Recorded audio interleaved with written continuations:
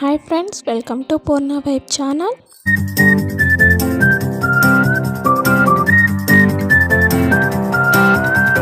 ఈరోజు మన ఛానల్లో చికెన్ వేపుడు చేయబోతున్నామండి. వంట రాని వాళ్ళు కానీ బ్యాచిలర్స్ కానీ ఎంతో సింపుల్గా చేసుకునేలా చేయబోతున్నాను. సింపుల్గా అంతే టేస్ట్గా అయితే ఈ చికెన్ రెసిపీ అయితే ఉండబోతుంది. మరి ఇంకెందుకు ఆలస్యం, వచ్చేయండి వీడియోలోకి వెళ్ళిపోదాం. ముందుగా నేనైతే 1/2 కేజీ చికెన్ అయితే తీసుకున్నానండి. దీన్ని ఉప్పుతో కానీ పసుపుతో కానీ పెరుగుతో కానీ శుభ్రంగా కడుక్కోవాలి. ఇలా కడుక్కున్న తర్వాత ఒక అరగంట సేపు ఫ్రిడ్జ్లో అయితే పెట్టండి. ఇలా పెట్టడం వల్ల చికెన్ అనేది మగ్గించినప్పుడు గట్టి పడకుండా స్పాంజీగా అయితే ఉంటుంది.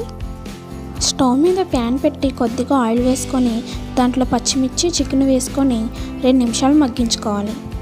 తర్వాత దానిలో ఉప్పు పసుపు వేసుకొని కలుపుకోవాలి. తర్వాత అల్లం వెల్లుల్లి పేస్ట్ కూడా వేసి కలుపుకొని మూత పెట్టి 10 నిమిషాలు మగ్గించుకోవాలి. తర్వాత దానిలో చికెన్ మసాలా, కొత్తిమీర, కరివేపాకు వేసుకొని మరో 5 నిమిషాలు మగ్గించుకోవాలి.